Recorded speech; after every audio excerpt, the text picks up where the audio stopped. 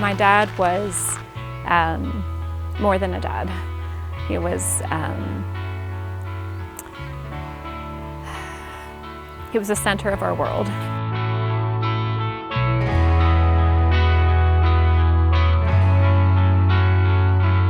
So Mike and I met about 25 years ago. We both worked for the Ottawa Catholic School Board, and we were married 5 years after that, and this summer would have been our 20th wedding anniversary. One of the best ways to describe Mike is larger than life. He was a huge presence, great personality, so much fun all the time, so very, very kind and loving, and just so great to spend time with. So yeah, it wasn't love at first sight, but when we started going out, it was definitely love immediately.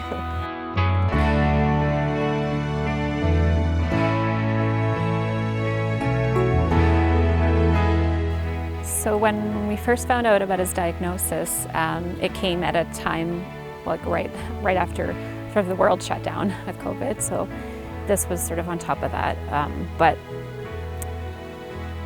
finding out about that was traumatic. I guess it was like earth-shattering almost. The kind of news that like literally brought me to my knees. But my dad was the one who made it okay. So he was the one who helped get me back up off of the ground, and helped all of us to understand it and know that we were just going to do it a moment at a time, and he always just sort of said that this isn't going to change anything about how I live my life. I'm still going to get up every day and do the things I love and continue to embrace life and enjoy every moment as he always did. Finding out his diagnosis definitely rocked our world. I found out a couple days before my first daughter was born, and that was very challenging. He was always, you know, our person, and climbing Mount Everest at the age of 70, we didn't see it coming. And so, very difficult, shocking. So his personality is what got the family through as far as we could.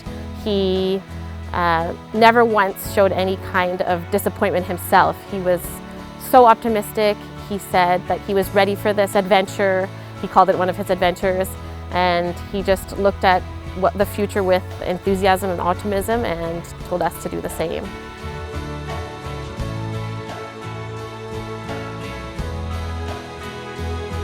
So for Mike has been involved in a number of different, in terms of fundraising, he had been involved in a number of different fundraising endeavors. So not just the Ottawa Hospital, but the Ottawa Hospital, I guess, maybe was the one closest to his heart. And just knowing how important that was to him, not very long after his death in February, I chatted with the girls, and we decided that as part of his legacy, we wanted to continue that.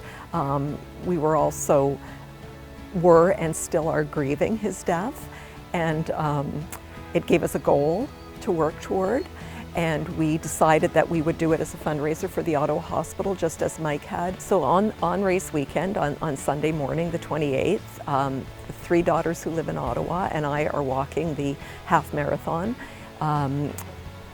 probably joined by some friends to carry us along. We feel that Mike will be with us. We don't know what that looks like, of course, but we definitely, we feel his spirit, and we feel that he would be proud of us for taking this on. Walking the half marathon is going to be an emotional experience.